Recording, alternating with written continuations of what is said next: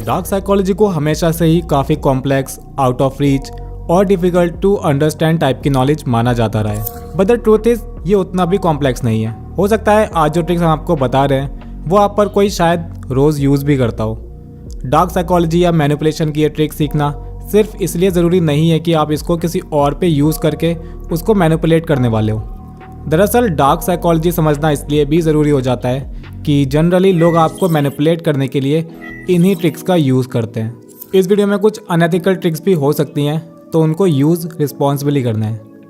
सबसे पहली ट्रिक है social proof. Real life example से समझते हैं। बात है 2016 की, जब मैं एक स्मार्टफोन खरीदने एक स्टोर पर गया। घर से एकदम फाइनल डिसीजन लेके गए कि ये वाला स्मार्टफोन ही लेना है, पर स्टोर पर वो अवेलेबल नहीं था। पर सेल्समैन में तो इनबिल्ट डार्क साइकोलॉजी की नॉलेज होती ही है। उसने एक फ़ोन दिखाया और कहा ये इस टाइम का बेस्ट फ़ोन है, जो आप खरीदना चाहते हो वो थोड़ा आउटडेटेड भी है, उस प्राइस में थोड़े और पैसे डालकर आप ये फ़ोन ले सकते हो। उसने अपनी जेब से वही फ़ोन निकाल कर दिखाया कि मैं भी यही फ़ोन यूज़ कर रहा हूँ। अब इतने बड़े स्टोर वाला इंसान जिसके सामने इतने सारे फ़ोन हैं, वो इस फ़ोन को यूज़ कर रहा है, तो डेफिनेटली ये वैल्यू फॉर मनी तो होगा ही, और मैंने वो फ़ोन ख़रीद लिया। वैसे वो फ़ोन इतना भी अच्छा नहीं था, पर मैनिपुलेट सक्सीड हुआ। Social proof.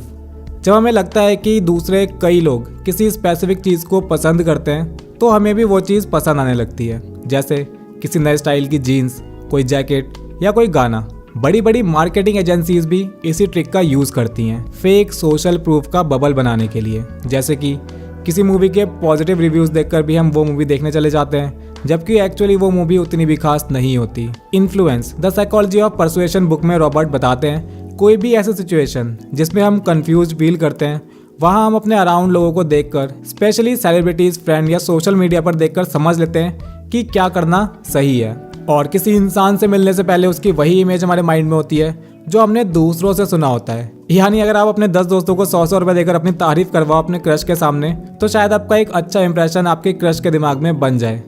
And that's how toothpaste ad also work. माँ का भरोसा और डेंटिस्ट का सुझाया। डार्क साइकोलॉजी की दूसरी ट्रिक है लव बॉम्बिंग। ये मोस्टली रिलेशनशिप में बहुत यूज़ की जाती है। ये साइकोलॉजिकल मैनिपुलेशन की ऐसी ट्रिक है जिसमें इंडिविजुअल अपनी चिकनी चुपड़ी बातें, गिफ्ट, सरप्राइजेस, बहुत सारा अफेक्शन और अटेंशन देकर दूसरे इंसान की थिंकिंग पर कंट्रोल कर लेते हैं। वैसे रिलेशनशिप के अलावा ये friendship, family, colleague, schoolmate, classmate और कभी कभी सोशल मीडिया पर भी काफ़ी इफेक्टिवली काम करती है। लव बॉम्बर एक हद से ज़्यादा अफेक्शन शो करता है, अटैच हो जाता है, बहुत ज़्यादा इंटेंस बॉन्ड क्रिएट कर लेता है, और जब उसे लगता है कि टारगेट अब अंडर कंट्रोल है, तब वो अपनी अटेंशन, अपना अफेक्शन और अपना प्यार कम करने लग जाता है।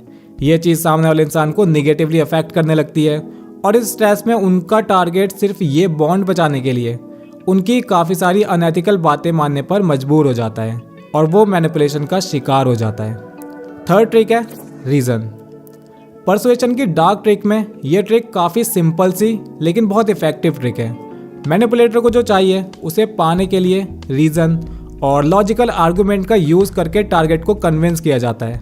इमेजिन आपके पास 2 होमलेस लोग आते हैं। एक सिर्फ पैसे मांग रहा है, दूसरा बोलता है कि उसे पैसे इसलिए चाहिए क्योंकि वो कल से भूखा है, उसे खाने के लिए पैसों की ज़रूरत है। तो इस बात के ज़्यादा चांसेस हैं कि आप सेकंड वाले इंसान को पैसे देना ठीक समझोगे, क्योंकि उसने आपको एक रीज़न दिया कि उसे पैसे क्यों चाहिए।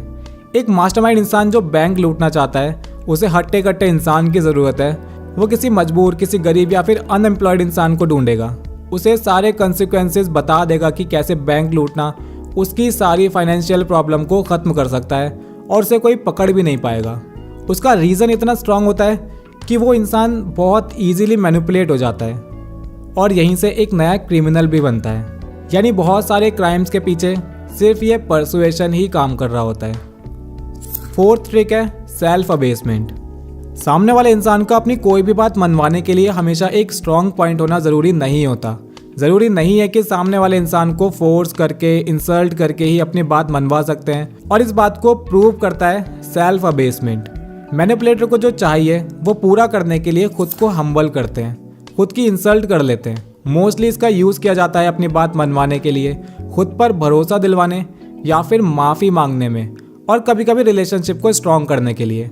सेल्फ अबेसमेंट यानी जब हम खुद को इंसल्ट करते हैं, ये थोड़ा रिवर्स साइकोलॉजी से रिलेट करता है। जैसे आपका पार्टनर आपसे नाराज़ है, आपकी मनाने की पावर ही नहीं बची।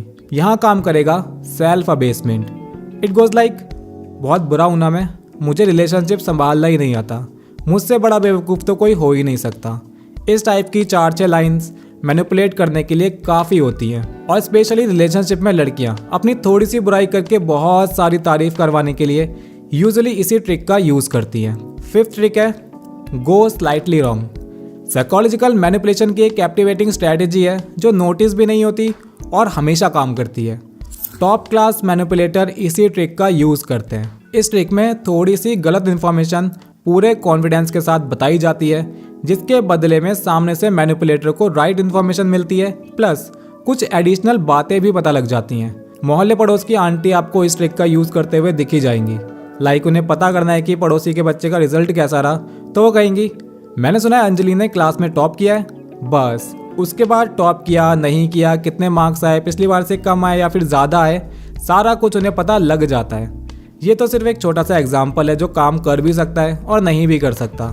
मैनिपुलेटर्स इस ट्रिक को बहुत ही प्रोफेशनली यूज़ करते हैं, जो हमेशा काम करती है। ये एक ब्रिलियंट साइकोलॉजिकल टेक्निक है जो हिडन ट्रुथ को रिवील करने में मदद करती है और सामने वाले इंसान के थॉट्स और सीक्रेट भी निकलवा सकती है। अगर आप ये ट्रिक यूज़ करना चाहते हो तो कन्वर्सेशन में पहले आपको कुछ इनएक्यूरेट बोलना होगा, पर ये सटल होना चाहिए ताकि इसे वो नोटिस ना कर पाए। बस ध्यान रहे सामने वाला इंसान भी टीपीसी की ये वीडियो देख के ना बैठा हो, वरना शायद आपकी ट्रिक उल्टी भी पड़ सकती है। एक बार इनएक्यूरेट स्टेटमेंट देने के बाद सामने वाले इंसान का मन करता है, बार बार मन करता है कि इस बात को करेक्ट कर दिया जाए, जिसके साथ कुछ एडिशनल इन्फॉर्मेशन भी आपको मिल जाती है। ये थी डार्क साइकोलॉजी की कुछ ऐसी ट्रिक्स जिनको आप इजीली यूज भी कर सकते हो, और इन्हें पता होने से आप खुद को इन ट्रिक्स का शिकार होने से बचा सकते हो। इसके अलावा gas lighting, mind games, emotional manipulation जैसी कुछ और ट्रिक्स के लिए इसका पार्ट 1 देख सकते हैं। इस वीडियो को लाइक कर देना, कमेंट करके बताना क्या इसका एक और पार्ट चाहिए डिटेल में, और हम मिलेंगे आपसे एक नई वीडियो में। सब्सक्राइब कर सकते हैं द साइकोलॉजी क्लासेस को ऐसे ही इंटरेस्टिंग और इन्फॉर्मेटिव वीडियोस के लिए।